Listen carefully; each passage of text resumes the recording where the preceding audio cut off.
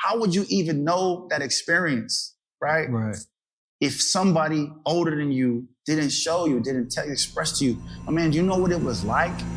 What I had to do?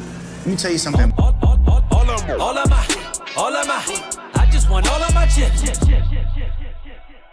What's up, ladies and gentlemen? Welcome back to Artistry Ascending, right here on Track Life. I'm your man, the meticulously multi-talented Mark W, coming at you one more time yet again. How are you? I'm still here with my man St. James, and we are discussing further the state of hip hop, as it were, right now. And we're going to dive actually a little bit deeper into something Dr. Dre brought up, which is the evolution of hip hop. Now, he said, how do you say it exactly? It's evolving, but he doesn't like most of it.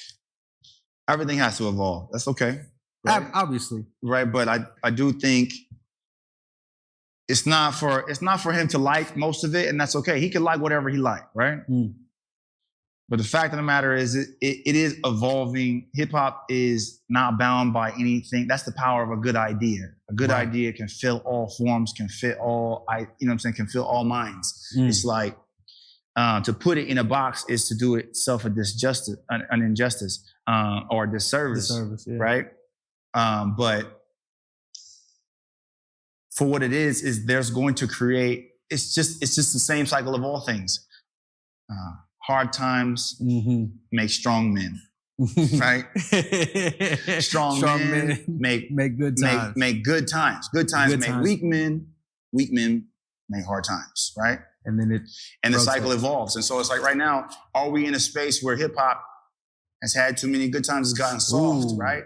And so now it's going to create, and this is the thing, it's in the highest duress that begs the best genius, right? So it's like, what kind of conditions were those artisans in the pyramid days? Where was it that intense of times where they created that level of genius? It must have been, right? And so you ask yourself, are these hard times, are these situations creating the next genius in this space, right? And creatively, you got to ask yourself, what are you willing to do to find it, right? Of course, there's a lot of riffraff because people still making money. Right. Go ahead. But just because, it's just like this. Patron is not the greatest tequila in the world. I don't. It certainly is marketed the best, though.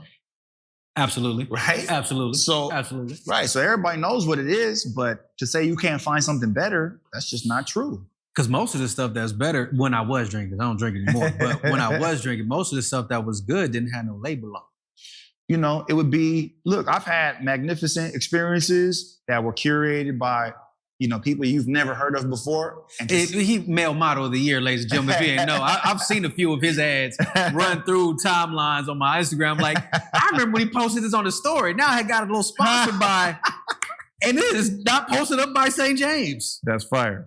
That's fire. Anyway, so his curation is going to be different than ours. Go ahead. But I mean, that's just like this. That's me thinking outside of what I was taught, right? I evolved past what I was given, right? And the box that I got put in. Man, I've done some things, I've seen some things, and I'm so fortunate for the people that was around me, but my culture helped raise me. I sought mentorship. I looked for people to help elevate me and increase my potential, right? Especially that people who would be willing to spend the time. Like, I can't even tell you what that's worth. But nowadays, everyone is more ego-driven. Yeah. And the ego is a blocker, right? My pop says that ego stands for edging God out. Ooh. And it's a thing that stands between you and growth, right? If you already know everything, can't nobody tell you shit. Yeah. If your glass is already seemingly full, I can't put no more. I can't put no more in it. So in a space to where to remove ego from the space is to open yourself, make yourself vulnerable, make yourself coachable, teachable, you know what I'm saying? Like lovable, like all of those things. But we can't get to that space if you already know everything. Now, there's a difference to build confidence that does not require ego. If you put your time in your pen, you can walk into any room and just be, now, I'm ready to go. The confidence and ego part, and I'll give my testament to this. Not a testament, but my testimony on that. I had a challenge with that greatly. Mm-hmm. When I was younger, could nobody freestyle? You couldn't tell me somebody could freestyle better than me. Mm-hmm. Couldn't tell me that. Any spot I walked into, I'm ripping it up. I carried that ego everywhere. Now, the thing that took my ego down wasn't music, consequently. It was somebody I was dealing with. And she shot my ego all the way down. And I now had to find out what my confidence looked like. And that's something I'm still working on now. So as far as defining the difference between ego and confidence, because I think there's a lot of that misconception happening now where you see a lot of people, certainly when I go to shows and I see some of these newer artists or misguided artists come in, they have a whole lot of ego. Right. But then there are other people that come in that got a whole lot of confidence that in the back ain't saying nothing. They'll say what up to people. The one that comes in that don't say nothing to nobody and just, oh yeah, I'm what's supposed to come up next. Yeah. And that dude that has confidence in the back just slaughtered the whole thing. And then went back to the back, had his little beer and was back to politics. What would be the difference, a key difference in that space? Like the difference between ego and confidence? For sure. Most specifically, it's the preparation. So true confidence is the sum of most promises kept to yourself. So if you said you was going to show up to the gym and you showed up, let me tell you, every cell in your body stands at attention. When you say we're going and you don't miss it, then we going. And every cell knows what's happening. Gotcha. So there's no space for doubt in there when every cell is at attention. Hence confidence. The difference is that in an ego/humility space, it's like a gun. It's the jugheads of you waving that shit around everywhere. And let me tell you, and it's bigger and it's louder and you can't wait to pull it out. Right. It's the real cats who know how to draw on you that have that thing on them and you don't even know. Yeah. And they'll and they don't never need to pull it out, but they just know if I have to, got that thing on me, right? Yeah. And you could it's a grotesque way of picturing a very complicated subject, but it makes it simple for me. Okay. When it's that clear as a gun, I understand very clearly what to do with it. Gotcha. I understand very clearly how the type of person that I want to be. Right. You watch any gangster movie, and they're gonna show you who's the jughead in the room and who's the OG. Man, the best scene to depict that, as soon as you said gangster, was American Gangster with Denzel. Straight up. As he walked up to Idris Elba's character, and he said, "You got my money." Or no, it was a tip situation or whatever happened. Idris Elba's character was like, "You got my 15%." Right. And he just got my 15%, and my man walked away. Right. You know what I mean? So the energy in the space is very clear. Those who really got to pull it out for everything, my God, sound like you covering up work that you haven't done. Facts. Right? There's so much. I see that so much. And then, but that also goes to the evolution of hip hop because it goes on further. We watched a few different things off camera, obviously, but there was an interview with that we saw with Danny Brown, where they were talking about the protocols and things you had to go through before you could be solidified. Right. He was talking about you used to have to go to LA or NY. You had to spend time in there, make your connects.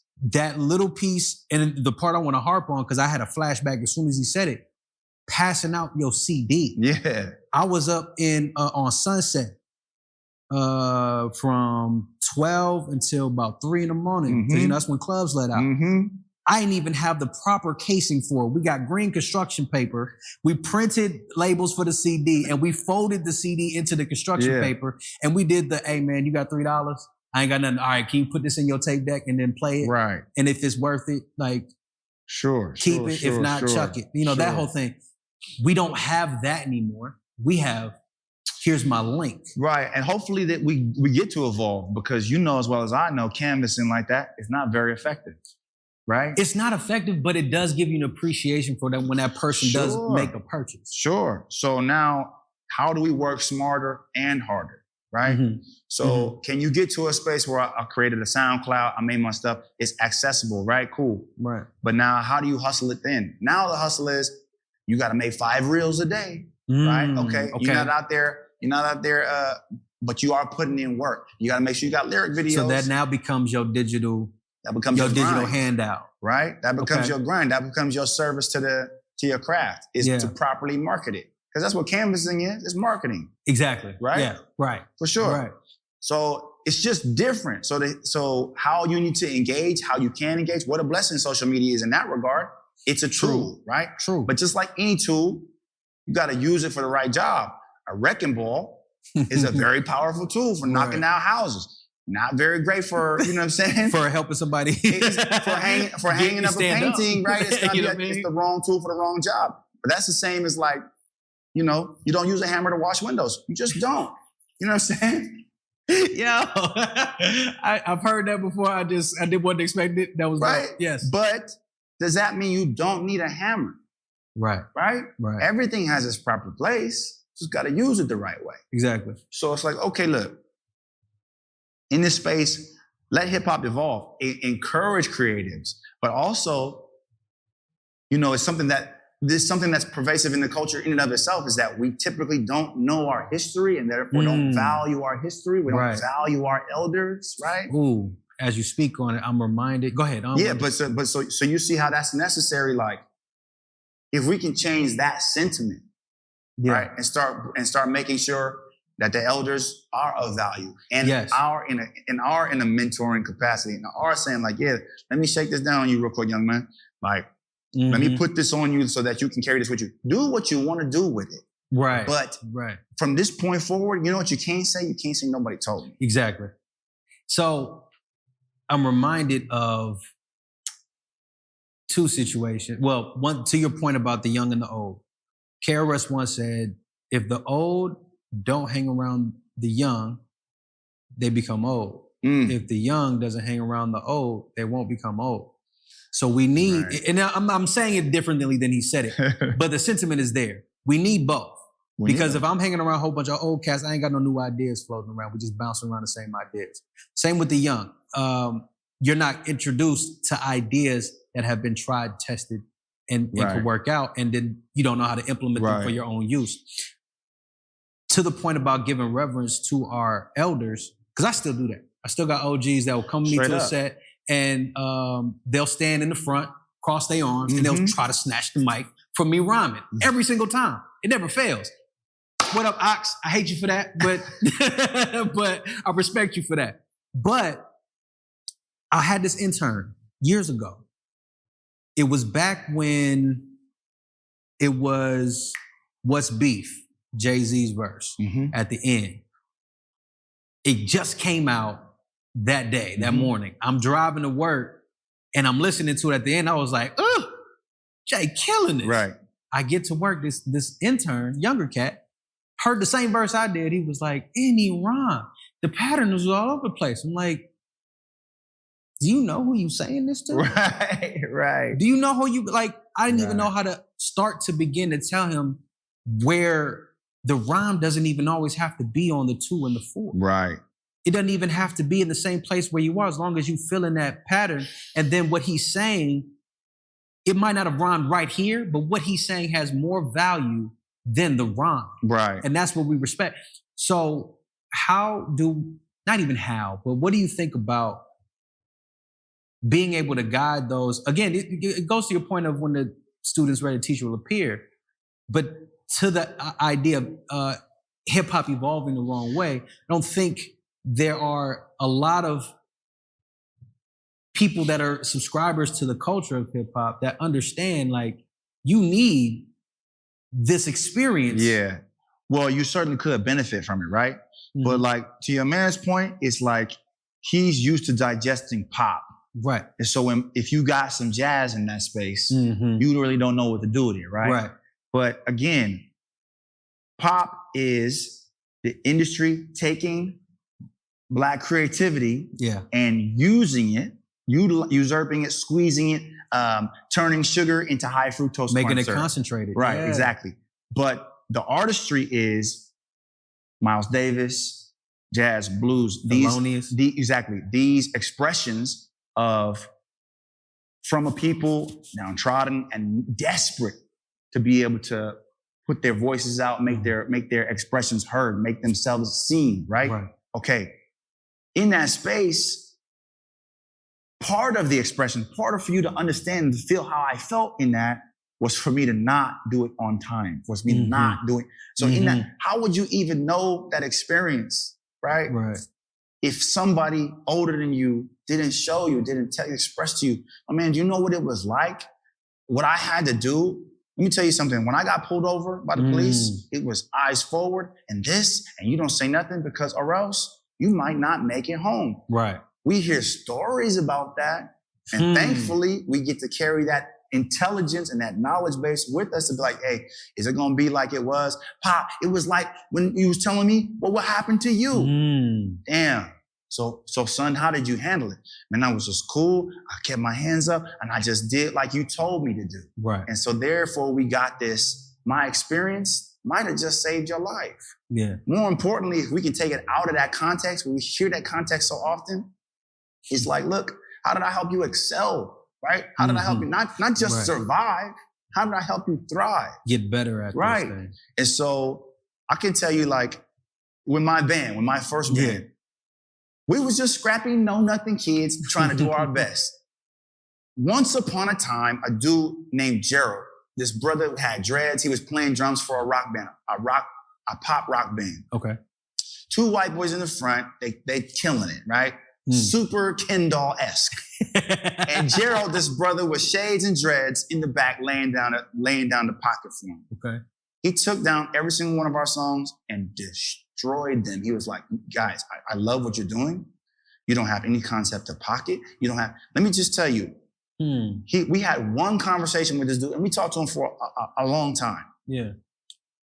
But we took that on ourselves and broke down every single one of our songs, changed the kick snare patterns, changed what we did to address this issue, which was a lack of pocket. Got you. So we didn't understand musicianship. I mean, if it wasn't for mentoring in that space, even just somebody telling you, my man, this is what you're doing wrong. It's an equation. The first part of the equation was somebody saying, this is what you're doing wrong. The second part was taking that and listening to it and then moving on that. Because intelligence in and of itself is a waste of time if you don't execute. If you don't activate it. Right. That's a fact. And so that night, we spent all night in the practice studio. Didn't matter what it was going to cost. We're going to change all of these songs until everyone is in line and we understand space and we understand rhythms and we understand pocket. The lyrics cadences changes. Everything changed after that because we understood we had to be in this together. But you also heard the differences that you needed to make once he showed you that. Once he broke it down for us. Let me also add this piece. Was prior to meeting him, was that somebody you respected? No. Couldn't tell. He was a stranger. Oh, now that's deep. Right? That's deep. So, and this is where we're at with the culture now. They'll only listen to you if you got $1 million or 1 million followers. That's the part I was getting to. You could say the exact same thing as this cat, but this cat got 1 million followers. Right? So now you just absorbing with the hype. You just sold up on fame, and now you respect fame more than you respect actual science, actual truth, actual knowledge. Like, actual help. Actual help. Because what we talked about, I think it was off camera or one of those takes that didn't work. But the power that Drake has in that space to be able to change the landscape on a more. There was a conversation about the independence level of that, as far as, like if he decided to go independent, for sure, everybody's gonna go. But more so on the what is it that we're gonna push? And to your point, we're talking about the artistry. For sure. Shout out to Drake. He's amazing, right? But let's just change this conversation about who's MJ. Drake, you're not ever gonna be MJ. And I love you for this, okay? But let me tell you why. I'm glad you brought it up. Okay? Let me tell you why. Because what you're doing is usurping the culture and saying, I'm a pander to whatever's going to get me more views, likes, and streams. By all means, knock yourself out. What Mike did was change them. industry, changed the way the sound was, and said, I'm gonna do it this way, and elevated the entire system. Oh my God. And everyone around him to say, oh, let's make the whole thing better. Yeah. Right? Let's not pander to anyone. Let's make them pander to us, because we are the culture. Exactly. Right? So once you have an understanding of it. Right. So Drake's opportunity is there should he decide to take it. And if I sound like old head, fuck it, I'll be old head. I'll be that, right? I'm gonna tell you off the top. Off the top, because I'm not what I'm not gonna do is sit up here and barter with anybody about my culture. Didn't nobody give me a permission slip to be here? Didn't nobody? No. We came in here with a backpack full of whatever God gave you, and you figure it out. Right. And so the moment anybody gonna tell me about the state of my culture and what it need to be and who need to be, I say to the fuck I want to. And on top of it, I'll stand on business when I'm telling you, if I feel like doing it this way, that's how it's gonna be done. And it's still gonna be as black, as hip hop, as part of the culture as I determine it will be, because this is not something that was, I am hip hop. Yeah. You know what I'm saying? Yeah. Like, I am what you're talking about. I am the struggle, right? Right. And the most beautiful thing about it is, even in spite of motherfuckers, even my own squad being like, yo, don't do that. Right. Still found a way. Yeah. And that's why, like, God bless you, my guy. I love it when you invited me to be on the track. Oh, yeah. That's love, right? Oh, yeah. But I can't also let that opportunity go. If this is my opportunity, I have to say whatever I have to say as viciously, as potently as it can be said, right? Absolutely. So not even in a competitive space, something I love about the culture, but in the opportunity to be like, matter of fact, that's what the verse is about. Exactly what it's about. That's exactly what it's about. The culture got demons they ain't been facing. Yeah. Yeah. You know what I'm saying? Exactly what the verse is about. And so I feel like the moment we understand this truth and we understand our own value, everything about the evolution of hip hop becomes our doing. Mm-hmm. We create that evolution. We invite dopeness into the space. Right. We start controlling our own narrative. We start supporting. Mm-hmm. If you don't like what it is, then fucking do something about it. Right. Right? Dre, you gave us one of the greatest MCs of all time. Facts. In M, right? And Facts. If it wasn't for your mentorship on him, we would not be the better for it, right? Could have been gone by the wayside. Like, okay, he could have been another fucking insane clown posse. He could have been bought up by the industry and turned into Limp Bizkit. Hey, that's a piece that y'all ain't research Eminem and Insane Clown Posse, because that one's a long-standing beef amongst Detroit natives. Like, y'all gonna have to do your homework on that one. We can't spend a whole episode on that piece. But that's the gig. Yeah. If you don't like it, do something. Facts. And then I think to the point where having that influence over someone. So like, let's say you or I at a show, give one of these cats, I do it all the time, actually. I go to a show and I'll see somebody stumble. I'll see somebody trip up over a word and I see it get to their head. Now, our experience, I've seen you do it. I've seen other people do it where it's like, I forgot a word. I'm past it though. Other people, they forgot a word. They're stuck now. Oh yeah. They can't do it. So I'll go to them and be like, hey, how often do you freestyle? You're talking about freestyle. Like, in that moment where you forgot a word, you forgot this little tool that we got here is freestyling. Mm-hmm. They'll come back and look at my numbers like 2,000 followers. Why am I listening to you? Right? That part. But if Drake came over and said the exact same thing, then it becomes a respect factor. Right. Well, because they're measuring success, right? Right. Okay, so cool. But instead of patting pockets, see, the real gig is the winner's gonna find a way to pivot and grow and learn from every experience. Right. Not just the ones that you vetted out to be worthwhile or not. Yeah. Right? Yeah. A real entrepreneur, a real leader, a real guru in the space is gonna take from a conversation off the bus stop.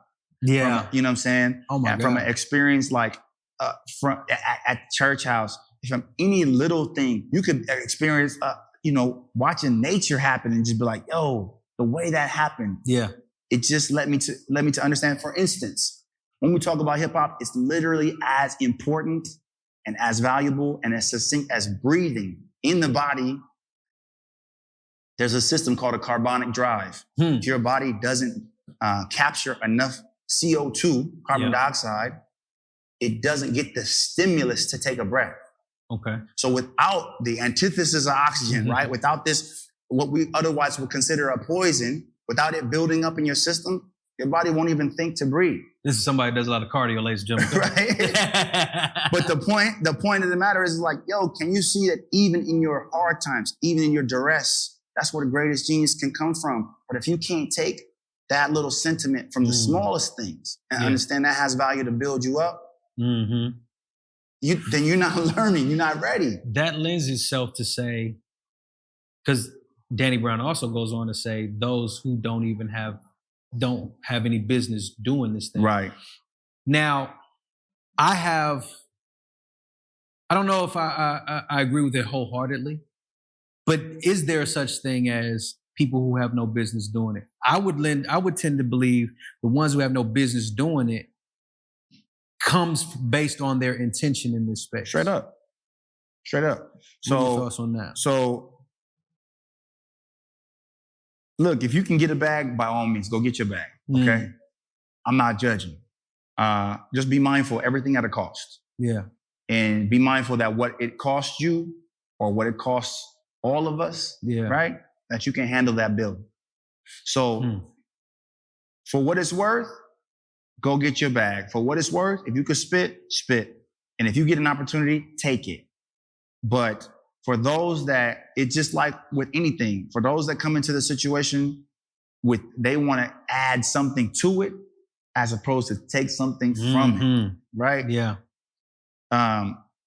So for myself personally, I wanted to tell a more whole story of what hip hop is because I've been black card checked enough times. I have, you know what I'm saying? Yeah. Don't get me wrong. Like, as if when we get pulled over, the same thing don't happen. It's something we got to stop. We got to get out of that as a culture in and of itself. We got to stop. My hurt is more important than your hurt. Man, now you know that is a piece that I often deal with a lot of,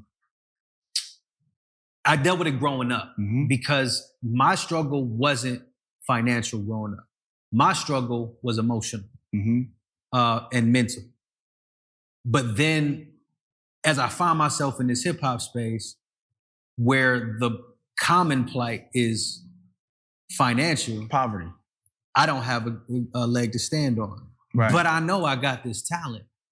And I'm also not trying to take away from it. I'm trying to add to my voice. And I feel like my voice it lends itself to other people who grew up in that same sense as me, where it's like I grew up listening to hip hop. But then what do we offer those kids in that same, those people coming up in that same type of circumstance where this is where you got to give it. This is the beauty of what hip hop is. You mean to tell me, hey, y'all not hip hop?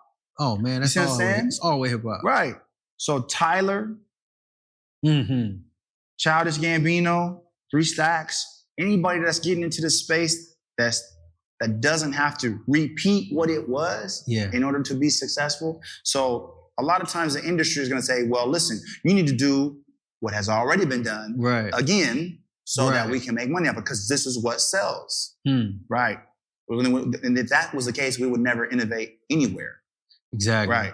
Exactly. And so you got to give courage and you got to give kudos to the cats with the courage enough to, I'm going to do it my way, right? And that means that we can take a lot from what we've done. Let me tell you how much I study Pac, how much I study Biggie, how much I study Hov, like cats that came before me, straight up. Yeah. Every word, I'll print the lyrics out. I'll be like, damn, where's the cadence? And read it, right? Break it down. Right. But nothing of that is going to make me be more authentically me. And for that, it takes faith in oneself. Yeah. You got to believe in what you're doing. It also takes push on the boundaries a little bit. Yeah. You know what I'm saying? Have some fucking fun. Yeah, we would not have, absolutely. We wouldn't have a Childish Gambino if not for boundary pressure.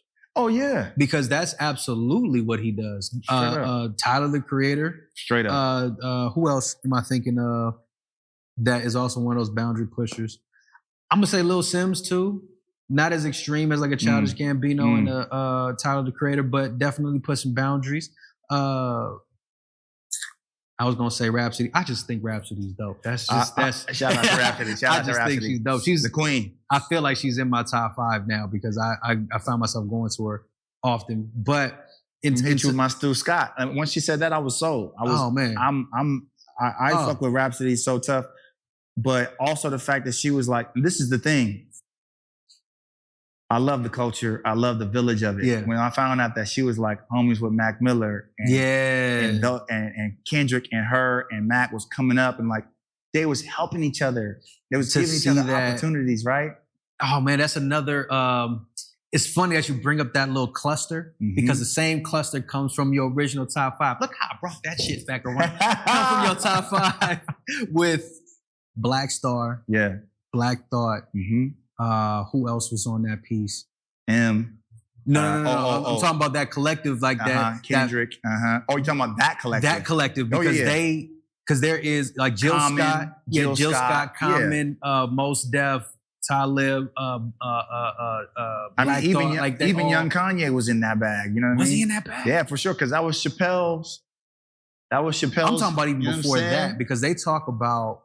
Well, at the Chappelle piece, I think during that documentary, they talk about how Jill Scott would come to the club down in Philly. Yeah. And she would just jump on stage and blow everybody away. That collective, if nothing else, because I'm going back to the collective like you just mentioned with Tyler, the Creator, Mac Miller, Rhapsody, Kendrick, and Casey Veggies, Dom Kennedy, like that, all them, I remember seeing all of them at the West Was One at South by Southwest. I think if anything, the culture of hip hop can be preserved as long as we remember that it takes a community. It takes a village. It takes a community to make this thing work. It doesn't work if we're all out for self. No, for sure. And what real love is, for me to love a thing is to know a thing, right? And to know a thing is to love a thing. So spend the time to understand who you with, who you run with. Like, that's why, like, even for me and you, like, it's never been competition for me. You know what I mean? It's always been like, yo, where is there opportunities for us to connect and to build together? If there's a spot, let's take it. Let's take advantage. Right. Hey, are you working on this? Because I'll be working on this. Right. Yo, man. Like, I think that's a piece that certainly in the West Coast temperament, it's a lot of competition that doesn't need to happen. Obviously, hip hop is a competitive sport, but in terms of competing to one up, to get over on, I think that was the dynamic that you and I both had is like, and that actually was the first thing you said to me when I got the track back.